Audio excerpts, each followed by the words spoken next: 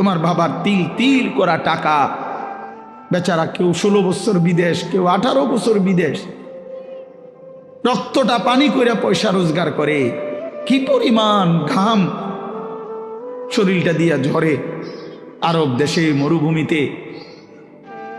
আহা, 12 ঘন্টা 14 ঘন্টা 16 ঘন্টা ডিউটি করে প্রবাসী, কি পরিমাণ ঘাম ঝরে এক এক প্রবাসী। প্রতিটা টাকার মধ্যে, প্রতিটা দিনার দিরহামের মধ্যে, প্রতিটা রিয়ালের মধ্যে ঘামে ভিজা, ঘামে ভিজা। এত ঘাম, এত কষ্ট করে যে মানুষটা স্ত্রীর আদর পায় না, ছেলে মেয়েদের আদর পায় না, 18 বছর 16 বছর 14 বছর, যার একটা ছোট বাচ্চা আছে, মনে করো মেয়ে আছে, ছেলে আছে ছোট, সে দেশে, বাবা বিদেশে, কি পরিমাণ বাচ্চাটা বাপকে দেখতে মন চায়। আমি তো ওই আমার সাথীদেরকে জিজ্ঞাসা করেন, আমার গাড়িতে রাতের যদি 3টা বাজেও আমি যাই, 2:30 3টায়, আমার ছোট মেয়ে 3 বছর বয়স, কোনো সময় কোনো দিনও ঘুমায় না। আমি যতক্ষণ না যাই ওই ঘুমায় না। একটা দৌড় দিয়া দরজা সেই খোলে, কলিং বেল টিপ দিলেই সে বোঝে আব্বু আসছে। তার মার সাথে সে আইসা গেটের সামনে দরজা খোলে, তো ও যখন হাসে আমার কাছে মনে হয় গোটা পৃথিবী হাসে। তো এমন আদর যেই বেচারা বছরের পর বছর কোরবানি করে দিছে সন্তানদের জন্য, একটু মুখে হাসি ফুটাবে স্ত্রীর জন্য, তো সেই বাবার সন্তান হয়ে তুমি এইভাবে জীবন শেষ করে দিলা। এটা ইনসাফ হলো ভাইয়া? বলো বাবা, বলো। প্রিয় বন্ধু আমার, বাপ আমার, সন্তান আমার, ছেলে আমার, কিশোর নওজোয়ান, আমি এক ফেরিওয়ালার মতো চিৎকার করে বললাম যে নিজেকে নষ্ট করে দিও না ভাই। আখলাক বড় সম্পদ, চরিত্র বড় সম্পদ। নারীর আসক্তি, জিনা ব্যভিচারের দৃশ্য, উলঙ্গ দৃশ্য, নারীর লোভ, বিশ্বাস করো তোমার দুনিয়াও শেষ করে দিবে, আখিরাতও শেষ করে দিবে। আল্লাহর নবী বলছে ফাত্তাকুদ দুনিয়া ওয়াত্তাকুন নিসা। আল্লাহর নবী বলছে উম্মত, দুনিয়ার ধোঁকা থেকে বেঁচে থাকো, নারীর ধোঁকা থেকে বেঁচে থাকো। বেপর্দা নারী, হারাম নারী, যে নারীকে দেখার তোমার অনুমতি নাই, ওর হাসি মূলত হাসি না, আগুন। ওর রূপ যৌবন মূলত যৌবন না, ওইটা জাহান্নামের কয়লা, আগুনের কয়লা, হয় তোমারে বরবাদ করে দিবে। আল্লাহর নবী সাল্লাল্লাহু আলাইহি সাল্লাম বলছে যুবক, যদি কষ্টই হয়, যদি কষ্ট হয় যৌবন ধরে রাখতে, তাহলে ফাআলাইহি বিসসাওম, রোজাই রাখো,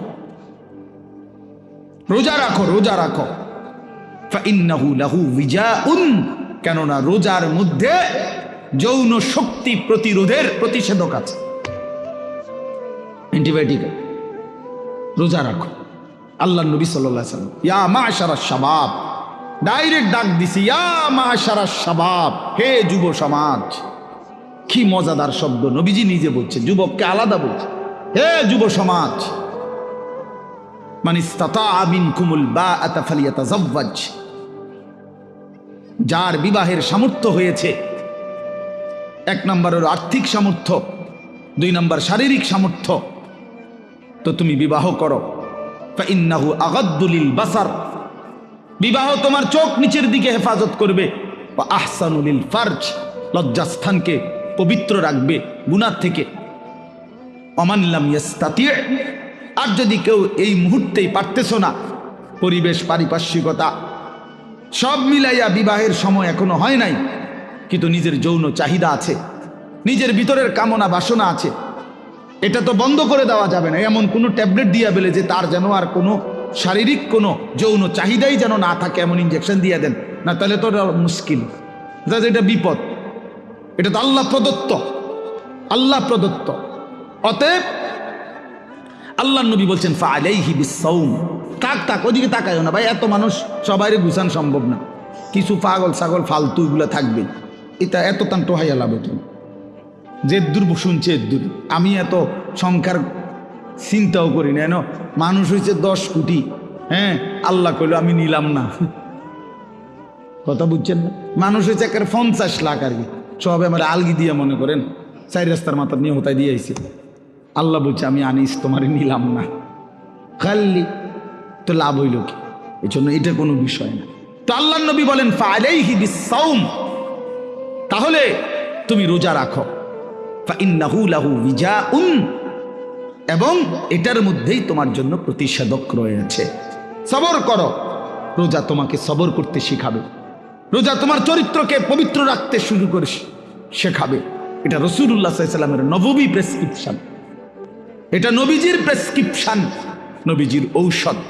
তো আমার বলার উদ্দেশ্য এই আয়াত আমি এই জন্য পড়ছি যে আলহামদুলিল্লাহ নিজেকে চরিত্র গঠন, তোমরা যারা কিশোর, নওজোয়ান, যুবক, তোমরা যারা এখনো অবিবাহিত, তোমাদের কাছে বন্ধু অনুরোধ, চরিত্রের হেফাজতের নিয়তে, অভ্যস্ত বানাবার নিয়তে, নিজের আখলাকের পবিত্রতার নিয়তে মাহে রমজান সামনে, মাহে রমজান সামনে, এবারের রমজানে টার্গেট নাও 30 দিনের রোজার মাধ্যমে দিল থেকে আল্লাহর কাছে এইভাবে 30টা দিন হাতে গুনে তুমি আল্লাহর সাথে ওয়াদাবদ্ধ হও যে আল্লাহ 30 দিন আমি রোজা রাখবো, এবং যৌন চাহিদা, লজ্জাস্থানের চাহিদা, অশ্লীলতা, বেহায়াপনা, নর্তকী, নাচ গান, উলঙ্গ ছবি দেখা, নারীকে নিয়ে চিন্তা ভাবনা, মেয়েকে নিয়ে অশ্লীল চিন্তা ভাবনা, অবৈধ কোনো প্রেম সম্পর্ক, হারাম কোনো রিলেশন, এ সব ত্যাগ করে বন্ধু 30টা দিন মনোযোগ দিয়া রোজা রাখো, তারাবি পড়ো,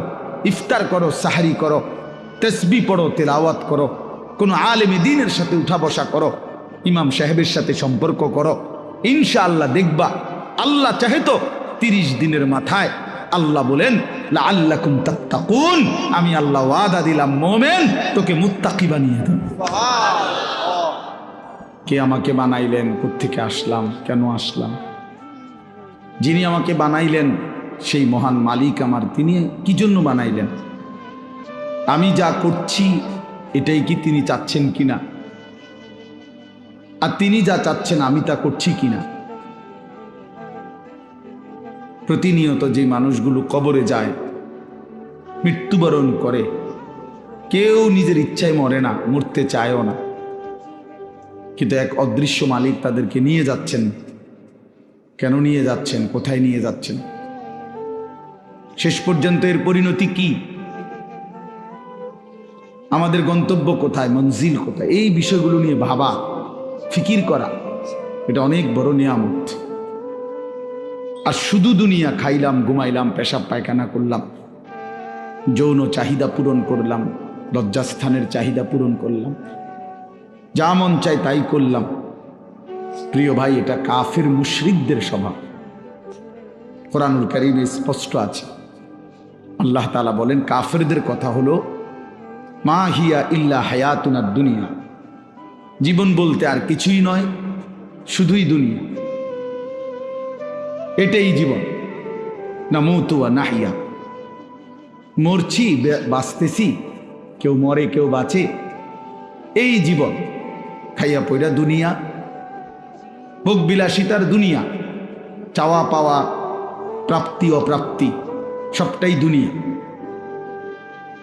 আল্লাহ তাআলা কোরআনুল কারীমের মধ্যে বলেন এটা কাফেরদের কথা, ওয়াকালু মা হিয়া ইল্লা হায়াতুনা দুনিয়া। তাহলে বেঈমান, নাফরমান, কাফেরের কথা এটা যে জীবন মানে শুধুই দুনিয়া। আর কোরআনুল কারীমে আল্লাহ বলছেন জীবন মানে কোনটা, এটা তো কাফেরে না বলে যে জীবন মানে কি দুনিয়া, আর আল্লাহ বলেন জীবন মানে কি ওয়া ইন্নাদ দারাল আখিরাতা লাহিয়াল হায়াওয়ান। কোরআনুল কারীমে আল্লাহ স্পষ্ট বলছেন, বান্দা শোনো, নিশ্চয়ই আখিরাতই হচ্ছে জীবন, লাহিয়াল হায়াওয়ান, আখিরাতই হচ্ছে জীবন। ওমা হাদিহিল হায়াতুদ দুনিয়া ইল্লা লাহবুন ওয়া লাইব। আল্লাহ তাআলা বলেন, এটা একটু নামাইলে ভালো আছে, অপারেটর ভাই এটা একটু নামাই দেন, সে সামনে এটা একটু উঁচা মনে হইতেছে,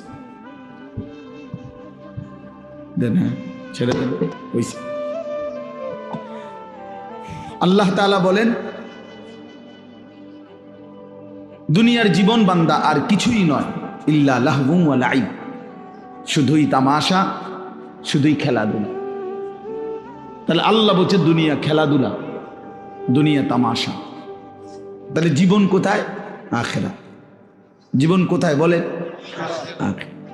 আর বেঈমানের কথা হলো জীবন কি? খালাস। অতএব ইমানদার এবং বেঈমানের মধ্যে নিজেকে বুঝে নেওয়া উচিত, নিজের পরিচয় নিজেই তালাশ করে নেওয়া উচিত। আসলে আমি ইমানদারদের অন্তর্ভুক্ত না বেঈমানের অন্তর্ভুক্ত? আমার মানসিকতা দেখলে, চলাফেরা দেখলে বুঝাই যায় কে ইমানের পথে আছে আর কে কুফুরির রাস্তায় আছে। এটা আন্দাজ করা যায়, এটা বুঝাই যায়। যার যখন যা মন চায় তাই করা। আমার যা মন চায়, চুল, জামা, শার্ট, প্যান্ট, হাঁটা চলা, কথাবার্তা, রুচি, আচার আচরণ, খাবার দাবার, লেনদেন, আয় রোজগারে কোনো হালাল হারামের পার্থক্য নেই। নিজের মারেও দেখে, পরের বোনকেও দেখে, আপন বোনের দিকেও তাকায়, রাস্তার নারীর দিকেও তাকায়। তার মানে হালাল হারাম বলতে কিছু নেই। ন্যায্য বেচ্চা টাকাও নেয়, সুদের টাকাও নেয়, যা মন চায় তাই। অর্থাৎ হালাল হারাম, জায়েজ না জায়েজের, আল্লাহ রসুলের বিধিবিধানের কোনো পরোয়া যে করে না, মনের ইচ্ছা মতো যে চলে, এর উদাহরণ আল্লাহ কোরআনে দিছে। ফাতবাহু শাইতান, দুইটা আয়াতে ওই দেখেন, মানে কিছু বেয়াদব থাকবেই। এই যে একজন,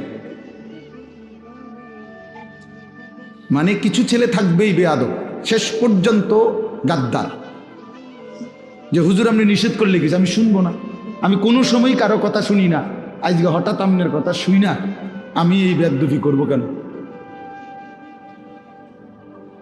এখন কেমন লাগলো? তুমি যে লজ্জা পাইলা, বলো বাবা, আমি কি সুন্দর করে বলছিলাম কিনা বলেন? প্রথম আমি অনেকেই নামায় ফেলছে, নামাইছে না? তো তুমি শুনলা না কেন? এখন তো সবাই দেখলো তোমার। এই জন্য এইটা একটা মানসিকতা যে আমার মনে যা চাই তাই। এবার এখানে কারো বিধিনিষেধ মানব, আমি এমন মানুষ না। তো আল্লাহ তাআলা বলেন সূরা আরাফের মধ্যে আছে, ফাতবাহু শাইতান, শয়তান যার পিছে লাগছে। ওয়ালাকিন্নাহু আখলাদা ইলাল আরদ, পরের আয়াতে আছে যে এই দুনিয়াটাকেই স্থায়ী মনে করে নিছে। ওয়াত্তাবা হাওয়াহু, আহারে আল্লাহ, ওয়াত্তাবা হাওয়াহু, এবং যে মনের ইচ্ছা মতো, মনের চাহিদা অনুসরণ করে, তার মনে যা চায় তাই। তিনটা জিনিস, শয়তান যার পিছে লাগছে, দুনিয়াটাকেই যে স্থায়ী মনে করে নিছে, মনের ইচ্ছা মতো যে চলছে। প্রিয় বাপ, সবাইকে বলি, আমাকেও বলি, আপনাদেরকেও বলি, আল্লাহর কসম কোরআনে বলছি, এখানে সব আলেম হাফেজ আছে, আর হাফেজ করে বসাই, হাফেজ গড়ার কারিগর। তো আল্লাহ তাআলা বলেন এই আখলাক যাদের, ফামাসালুহু কামাসালিল কালব, কোরআন শরীফের আয়াত। আল্লাহ বলেন এই লোকের উদাহরণ হলো কুত্তার মতো, কুত্তার মতো, কুত্তার মতো, কুত্তার মতো, কুত্তার মতো। এটা কুত্তার মতো। কালব অর্থ কি? ফামাসালুহু কামাসালিল কালব। আল্লাহ তাআলা বলছেন নিজের পরিচয় মিলায় নাও দোস্ত, নিজের জিন্দেগি মিলায় নাও। সারাদিনে এক ওয়াক্ত নামাজ পড়তে মন চায় নাই, আর নিজের মনে যা চাইছে তাই করলা, খালাস। নিজের পরিচয় হিসাব করে নিলে ভালো। আল্লাহ তাআলা পরিচয় দিছে, ফামাসালুহু কামাসালিল কালব, তার উদাহরণ কুত্তার মতো। ইন তাহমিল আলাইহি ইয়ালহাস আও তাতরুকহু ইয়ালহাস। আল্লাহ বলেন কুত্তার স্বভাব, দৌড়ানি দিলেও জিব্বা লম্বা করে হাঁফায়, ছাইরা দিলেও জিব্বা লম্বা করে হাঁফায়। কুত্তা দাঁড়াইয়া থাকলেও জিব্বা লম্বা করে, শ্বাস নেয় এরকম করে, আর দৌড়ানি দিলেও জিব্বা লম্বা করে শ্বাস। অর্থ হইল পাইলেও জিব্বা লম্বা করে, না পাইলেও জিব্বা লম্বা করে, জিব্বা লম্বা করে। এই জন্য দোস্ত আল্লাহ তাআলা স্পষ্ট পরিচয়। এরপরে যদি কারো লজ্জা না হয় তো তারে আর কি করবে? এরপরে যদি কারো বিবেক না থাকে যে আরে যা বেটা আমারে কুত্তা কক শুয়োর কক, আমার বেডি আমি সামু, আমি মোবাইলে সামু চাই, আবার কি তাক মানুষ কক না গরু নালে ছাগল, আমি নারী দেখবই, আমি ছবি দেখবই, আমি অস্থির দৃশ্য দেখবই, আমি সেটা দেব না। আরো যদি আমারে যদি কুত্তার তুনু নিচে নামায় দেও, আমি নিলাম না, আমার গায়ে লাগাইলাম না, আমি আমার মতো চলবই, তো ঠিক আছে ভাইয়া, ঠিক আছে। লাস্তা আলাইহিম বিমুসাইতির, আল্লাহ বলছে নবী আপনি কারো উপরে বল প্রয়োগকারী না যে তারে যাইত্যা দইরা নলে তোরে কল্লা হালাই দেবো তুই যদি নামাজ না ফরস, এমন এমন জিম্মাদার আপনি না। কথা বুঝেন নাই? সর্বোচ্চ বলা, সর্বোচ্চ পৌঁছিয়ে দেওয়া। ইন উরিদু ইল্লাল ইসলাহা মাস্তাতাতু, আল্লাহ বলছে নবীরা বলতেন হে আমার জাতি তোমাদের সংশোধন চাই, আমার সাধ্যে যেটুকু আছে এটুকু দিই। মাস্তাতাতু অর্থ হলো আমার সাধ্য মতো, আমি যেদূর পারছি এদূর, আমি যেদূর বলার সুযোগ পাইছি এদূর, যেদূর চেষ্টা করছি বুঝাইতে এদূর, এরপরে আর কিছু করার নাই। তুমি যদি নিজেই নিজেকে বরবাদ করে দাও ঠিক আছে, ঠিক আছে ভাইয়া চলো, অসুবিধা কি? কারো দিনই থামে না, কারো রাতই আটকায় না, কেউ কারোর জন্য দুনিয়ায় থামে না। আমার মৃত্যু তোমার লেগে আটকাইবে না, তোমার মৃত্যু আমার জন্য আটকাবে না, কারো জন্য আটকাবে না। প্রত্যেকেই একদিন আপন গন্তব্যে আপন কবরে ফিরেই যাবে। আর কেউ না মরলেও আমি মরে যাব, আমি না মরলেও তুমি মরে যাবে, মানে কেউ কারোর জন্য আটকাবে না। এই জন্য দোস্ত এটা কোরআন থেকে বললাম। আল্লাহ তাআলা বলেন আরাআইতা মান ইত্তাখাযা ইলাহাহু হাওয়াহু আফা আনতা তাকুনু আলাইহি ওয়াকিলা আম তাহসাবু আন্না আকসারাহুম ইয়াসমাউনা আও ইয়াকিলুন ইনহুম ইল্লা কাল আনআমি বাল হুম আযাল্লু সাবিলা। অর্থ হলো সংক্ষেপে বলতেছি, একই কথা। আল্লাহ বলছে মনের ইচ্ছাকে যে নিজের খোদা বানিয়ে ফেলছে, আল্লাহ বলে তার পরিচয় আর কিছুই নয়, শুধুই জানোয়ার। ইনহুম ইল্লা কাল আনআম, সে আর কিছুই নয়, শুধুই জানোয়ার। আনআম মানে কি? চতুষ্পদ জন্তু, এটা না? বাল হুম আযাল্লু সাবিলা, আল্লাহ বলেন বরং সে জানোয়ারের চাইতেও বেশি পথ হারা, গোমরাহ। কেন? এক কুকুরও বুঝে এই লাঠিটা যে উঠাইছে ওটা দিয়ে আমারে মারবে, তাই জন্য কুকুর ভাগ্যা যায়। তাহলে কুকুরেরও এদূর আকল আছে যে আমারে এই লাঠির থেকে বাঁচা উচিত, কিন্তু এই জানোয়ারে, এই চতুষ্পদ জন্তু বুঝে না যে এই গুনাহ আমারে জাহান্নামের আগুনে জ্বালায়ে ফেলবে, এটাও যে বুঝে না, এতটুকু আকলও যার কাজ করে না, এই জন্য আল্লাহ বলছে বরং সে জানোয়ারের চাইতেও বেশি পথ হারা। বাল হুম আযাল্লু সাবিলা, জানোয়ারে যেদূর রাস্তা চিনে, আল্লাহ বলছে এদূরও চেনে, এতটুকু চেনে, তার চাইতে বেশি পথ হারা, তার চাইতে বেশি পথ হারা। হাইওয়ান জানোয়ার তো এটা বুঝে যে আমার উপরে শরীয়তের কোনো বিধানে নাই, তো আমার আর হালাল হারাম কি? কথা বোঝেন না? গরু ছাগলের কোনো হালাল হারাম কিছু আছে? পাক নাফাক কিছু আছে? জায়েজ না জায়েজ কোনো কিছু আছে? আখেরাত পরকাল বিচার আচার মিজান ফলসেরাত এটা কিছু আছে? কিচ্ছু নেই, কিচ্ছু নেই। তাইলে কুকুর খারাইয়া মুতলেই কি, বইয়া মুতলেই কি? কিন্তু মানুষ নামের এই কুকুর খারাইয়া মতে কেন? মানুষ নামের এই কুকুর খারাইয়া মতে কেন?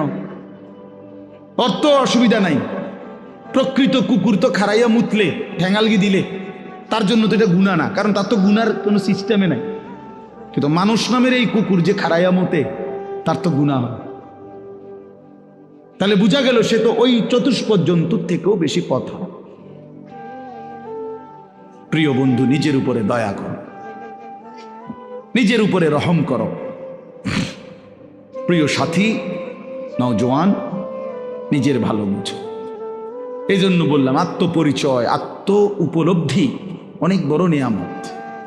নিজেকে বুঝা, নিজেকে চেনা, আত্মসম্মান। মানুষের আত্মসম্মান বড় সম্পদ।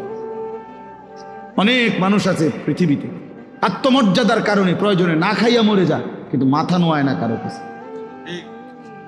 প্রয়োজনে সে মরে যাবে, কিন্তু হাত পাতবে না কারো কাছে। সাহারায় ওরা ধুকে মরে, তবু পড়ে না শেকল পদ্ধতির। এটা আমরা কবি নজরুলের কবিতায় পড়ছিলাম যে কেন আল্লাহ তাআলা নবী সাল্লাল্লাহু আলাইহি সাল্লামের জন্য মক্কার কুরাইশদেরকে অধিকাংশ সাহাবী হিসাবে নির্বাচন করলেন কেন? পৃথিবীতে একমাত্র জাতি ছিল মক্কার কুরাইশরা, যারা প্রয়োজনে সাহারা মরুভূমিতে মরে যাবে দুকে দুকে, কিন্তু কারো গোলামি, কারো সামনে ঘাড় নোয়ানো, কারো পরাধীনতা স্বীকার করা, এইটা তাদের স্বভাবে ছিল না। এই জন্য আরব উপদ্বীপে এই মক্কার জনগোষ্ঠীর উপরে তৎকালীন যুগে দুইটা সুপার পাওয়ার ছিল। একটা ছিল রোম সাম্রাজ্য, একটা ছিল পারস্য সাম্রাজ্য। ওই দুই সাম্রাজ্যের কেহই কোনোদিন একদিনের জন্য আরব এই উপদ্বীপে মক্কাবাসীর উপরে ক্ষমতা, প্রভুত্ব তাদের আয়ত্তায় আনতে পারেন। এটা ঐতিহাসিক কথা।